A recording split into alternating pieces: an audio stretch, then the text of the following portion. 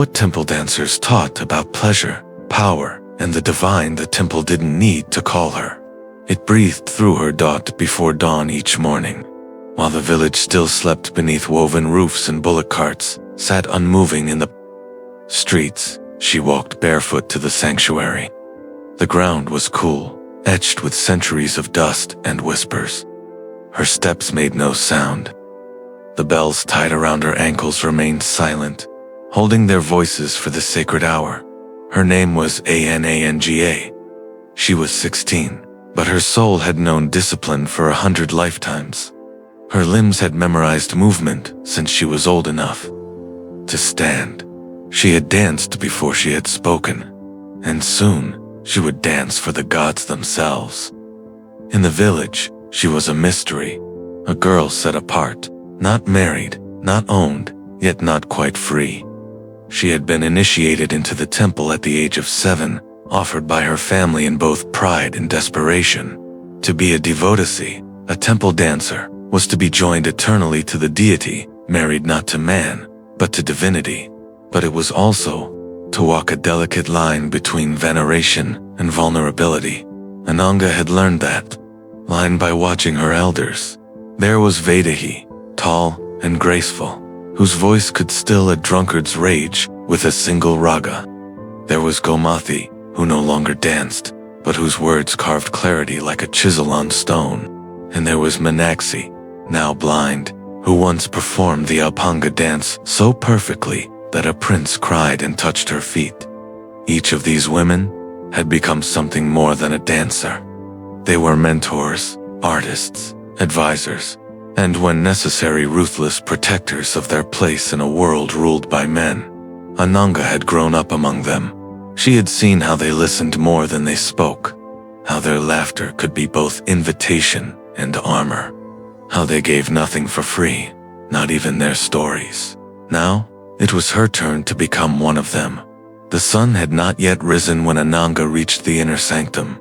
The temple stood like a mountain carved by time, its tower rising in layers of deities and demons, stories etched into stone by hands long gone.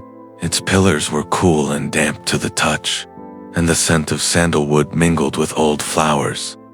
She waited in silence before the idol of Shiva Nataraja, the cosmic dancer, whose pose was frozen in both stillness and motion. The deities left.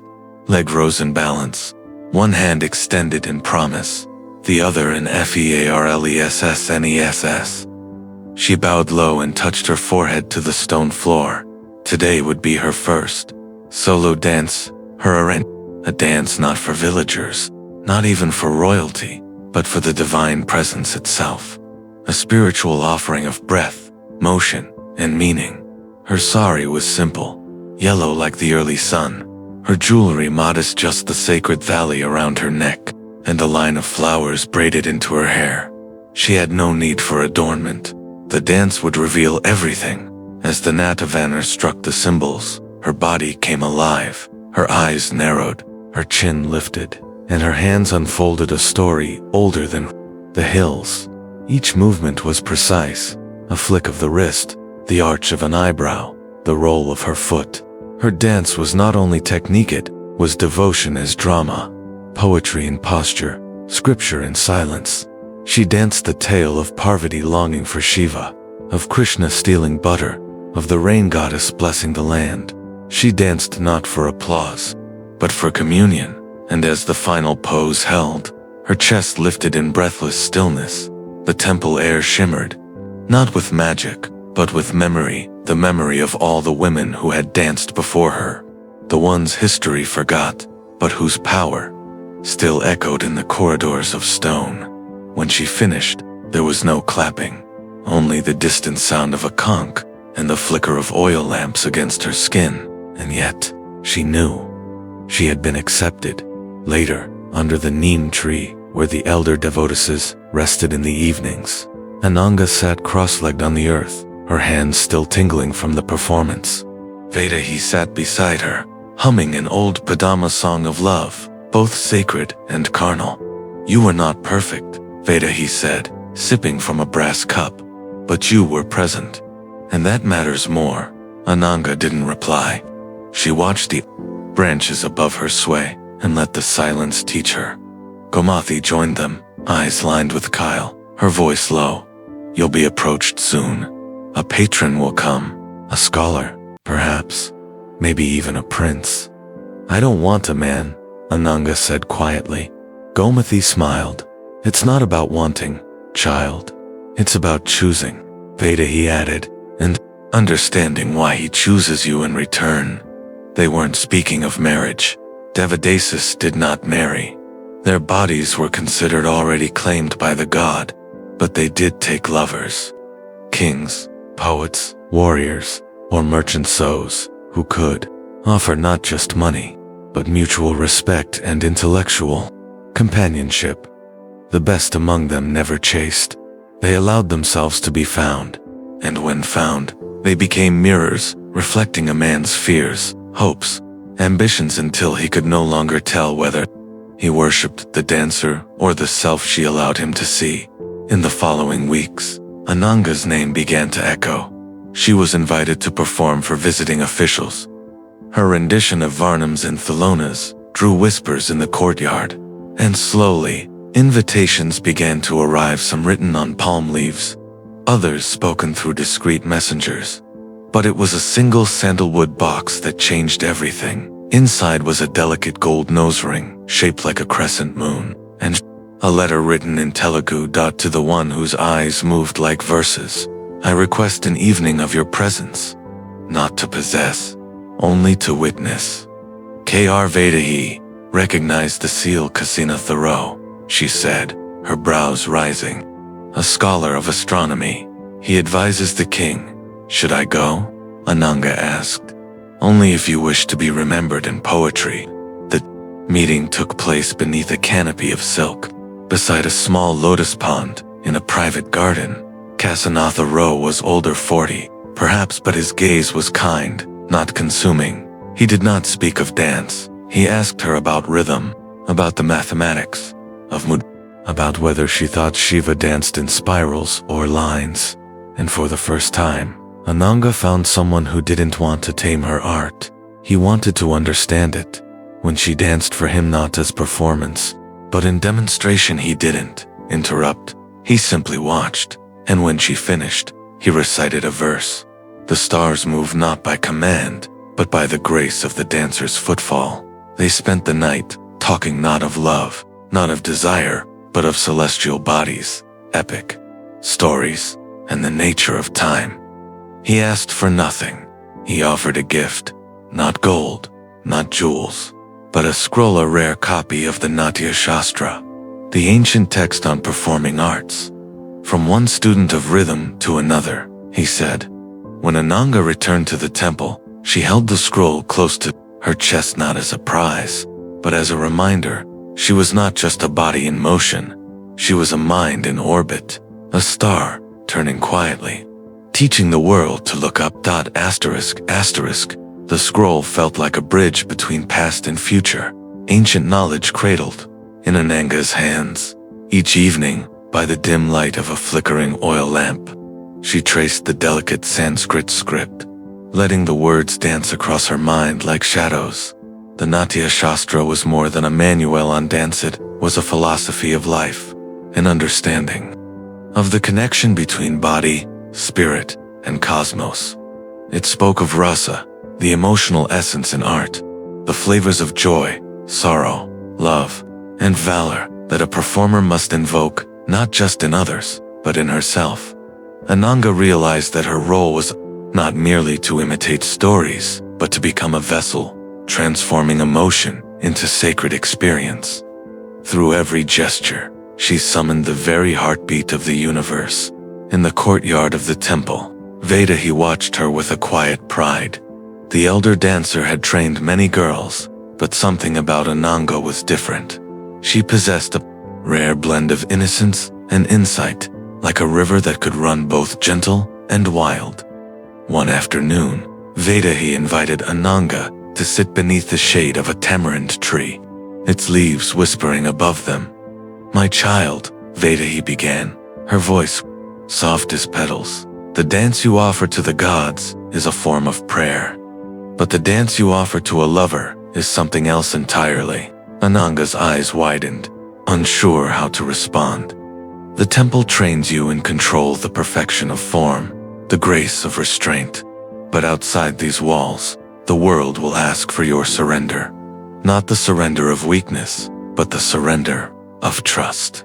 Vaidehi's hands moved slowly, demonstrating a delicate touch in the air.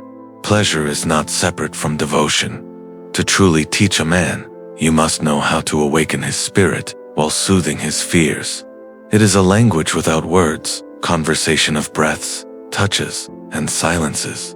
Ananga listened, feeling the weight of the lessons settle like a warm breeze. Weeks passed, and word of Ananga's growing wisdom spread beyond the temple gates. Nobles, scholars, even merchants began to seek her counsel, not merely for entertainment, but for guidance in matters of the heart and mind. One evening, a messenger arrived, bearing an invitation from the palace. The king himself wished to meet the temple dancer whose reputation was becoming legendary. The court of the Vijayanagara Empire was a kaleidoscope of color and sound. Jewel-encrusted nobles drifted through marble halls, while the scent of sandalwood incense hung thick in the air. Here, Ananga found herself both outsider and honored.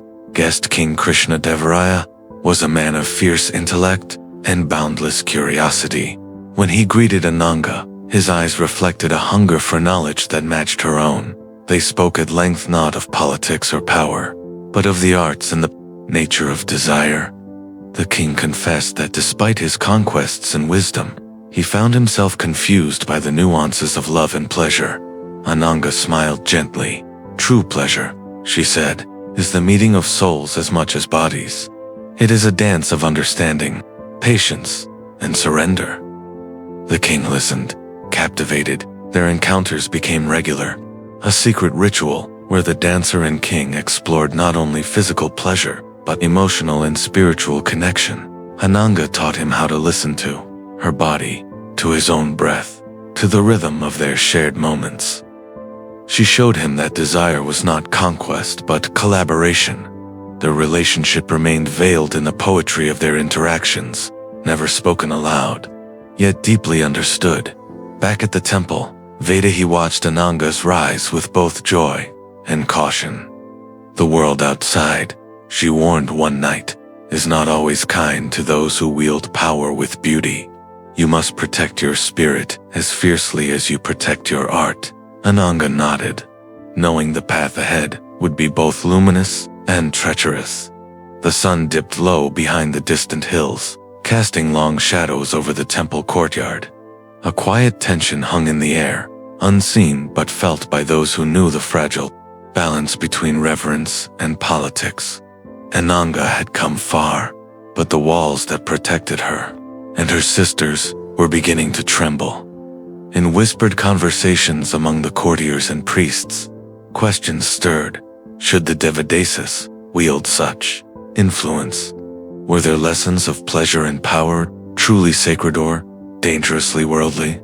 It was in this uncertain time that Gomathi, once the brightest dancer of Madurai and now a respected elder, returned to the temple to find her protege grown in wisdom and vulnerability. Gomathi's dark eyes scanned the courtyard as she approached the jasmine-covered veranda where Ananga sat, her fingers tracing the edge of a lotus petal. "My child," Gomathi began, her voice steady but grave, "you dance not only for the gods, but for the kings and their shadows. The power you hold is a flame, and flames can both warm and burn." Ananga looked up, the weight of Gomathi's words settling over her like a shawl. She knew the history of the Devoteesses was filled with stories of favor and ruin, women who had risen with kings only to fall with their fortunes. Yet the temple was more than a sanctuary. It was a battlefield, a place where grace met grit. That evening, under the canopy of stars, Gomathi shared her story. She spoke of a time when the temple was vibrant and Devoteesses were revered as goddesses on earth. She told of her dance for a prince who sought not conquest but counsel, of whispered negotiations carried out in the soft folds of her sari. But then, Slowly, the tide turned. New priests arrived. Gomathi said, her voice low. They sought to control the temple and its people. They viewed us not as sacred servants, but as threats to their authority. We were called names, our dances forbidden, our voices silenced. She paused, looking deep into Ananga's eyes. But even as the world changed, we survived. We adapted. We found new ways to teach pleasure as devotion, power as patience. Ananga felt a flicker of fear and resolve. The next days brought more challenges.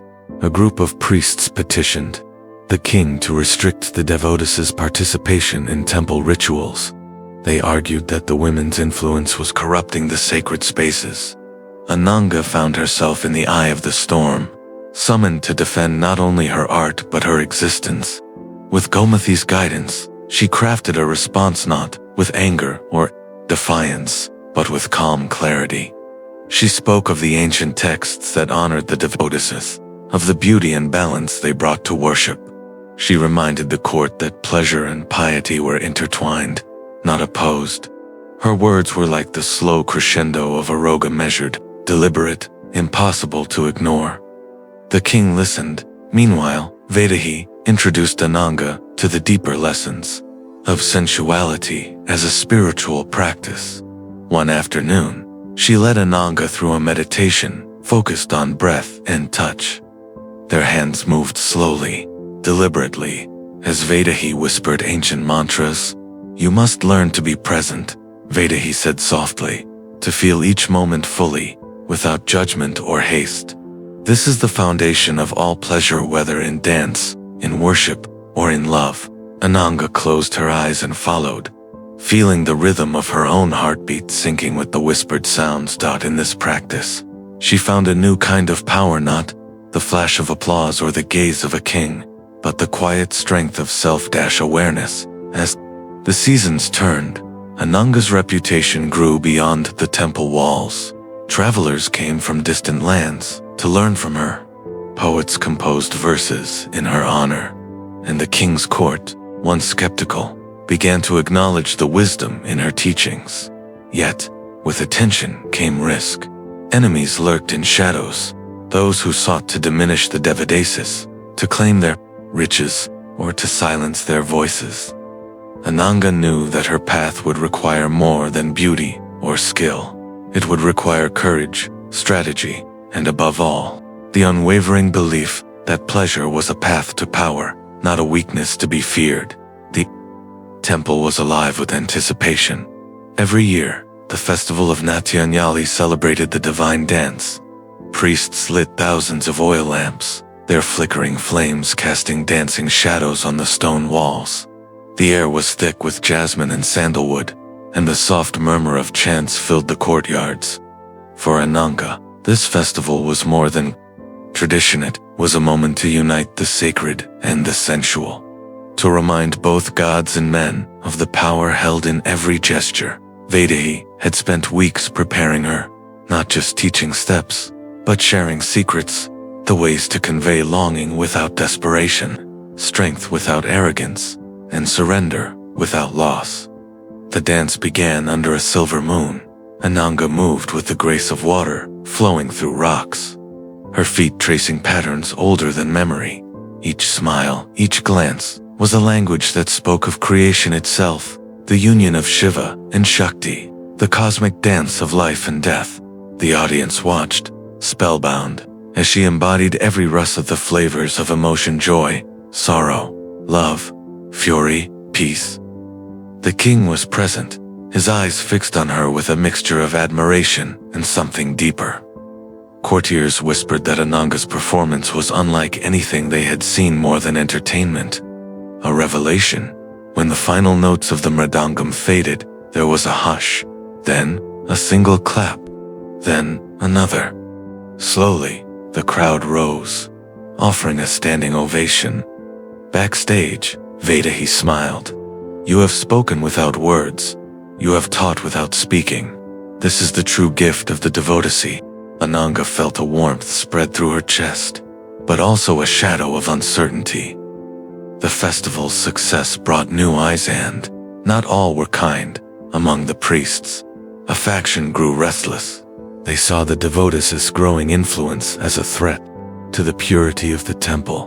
Whispers of reform began circulating, plans to ban the dancers from sacred rituals, to label their work as worldly distraction rather than divine devotion. One afternoon, Ananga was summoned to a private chamber in the palace. The king greeted her warmly, but his expression was heavy. "There are voices in the court who question your place," he said. "They fear what they do not understand." Ananga bowed. "Their fear comes from ignorance, my lord. The dance is prayer. The pleasure we teach is reverence." He sighed. "I wish the court saw it as clearly as you." Their conversation was interrupted by a messenger bearing a letter. The king read it, his brow furrowed. Religious reformers demand strict separation of temple arts and worldly influence. They threaten to dismantle the traditions that have lasted centuries. Ananga's heart tightened.